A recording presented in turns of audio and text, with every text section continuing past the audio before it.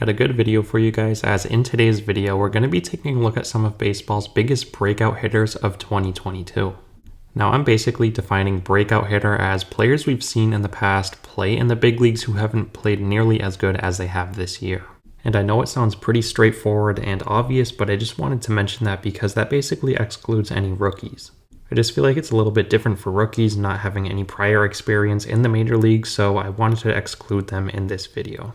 But anyways, let's get right into this. First breakout player we're going to be looking at today is Christian Walker. Walker has been a pleasant surprise for Arizona as he's been one of the most important bats in their offense. So far on the year, Walker is hitting .233 to go along with 32 home runs, 79 runs driven in, and a .797 OPS. Now Walker did have 29 home runs back in 2019, so he does have some power in his bat, and he really has throughout his career.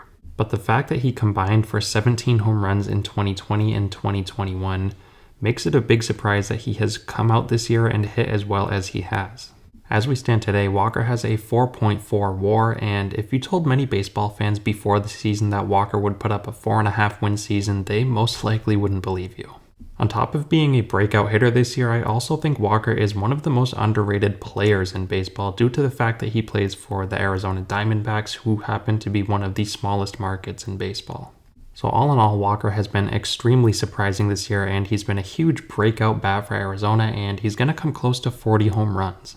And one other thing I want to mention with Walker is just how good he is defensively, as he has 15 defensive runs saved on the year, which is just outside of the top 10 in baseball. The next player we're going to be looking at today is Alejandro Kirk. Kirk has been a massive surprise for Toronto, as prior to the season he has never played as close to as good as he has this year. All in all, Kirk is hitting .295 to go along with 13 home runs, 59 runs driven in, and an .811 OPS. On top of that, he has a 3.8 WAR and was named to his first career All-Star team this year. And this is Kirk's first full season in the big leagues, and I know before the video I mentioned I don't want to include rookies, but Kirk did play in 60 games last year where he only hit .242 to go along with 8 home runs. So his numbers have massively improved this year, and he's been one of the best catchers in all of baseball. On top of that, Kirk is very good behind the plate as he has 6 defensive runs saved on the year. He's a very important piece in this lethal Toronto offense, and I expect him to play very good throughout the next couple weeks to finish out the regular season. The next player we're looking at today is Nico Hoerner. Hoerner has been really productive for the Cubs all season long, as on the year he's hitting .291 to go along with 9 home runs, 49 runs driven in, 18 stolen bases, and a .759 OPS. Hoerner is still only 25 years old, so he is expected to develop more and more throughout his career, but he was not expected to take a huge leap like he has this year.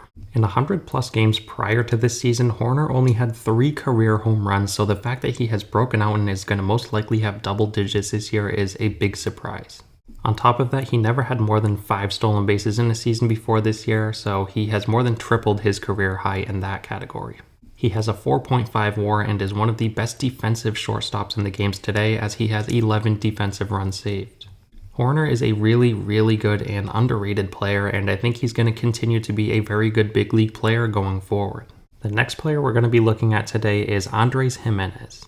Giménez has been all around amazing this year, as on the year he's hitting .300 to go along with 16 home runs, 62 runs driven in, 18 stolen bases, and an .845 OPS. Now Giménez is similar to Alejandro Kirk in the sense that he is still young. He's only 23 years old, and like I said before, I don't want to include rookies, but Giménez does have some big league experience prior to this year where he didn't play nearly as good as he has this year. In fact, prior to this season, Giménez never hit close to .300 or hit above 5 home runs.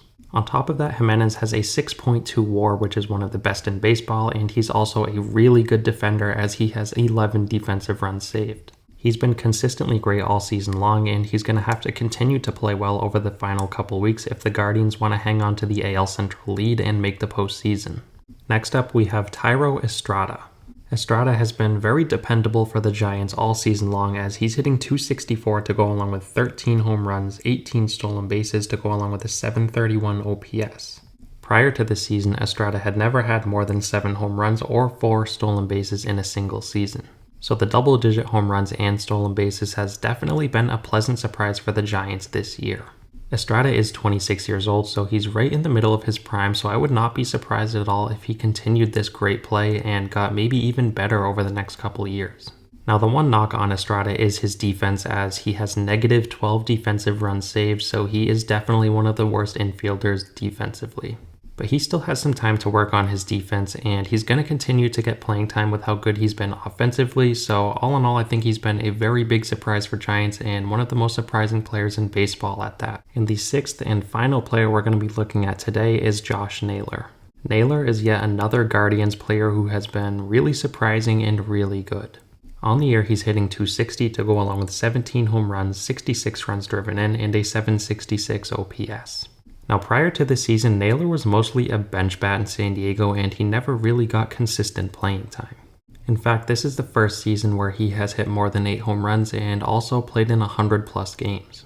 So while I guess you could say he might not be very surprising due to the fact that this is his first real full season, he has still really surprised a lot of Guardians fans and baseball fans across baseball, and he's been a lot better than expected. He does only have a 1.3 WAR, and that's due to the fact that he's not much of a factor defensively, as he's not very good of an outfielder. But he's definitely been a breakout bat for Cleveland this year. He's had a couple huge home runs for Cleveland this year, and he's also a freak.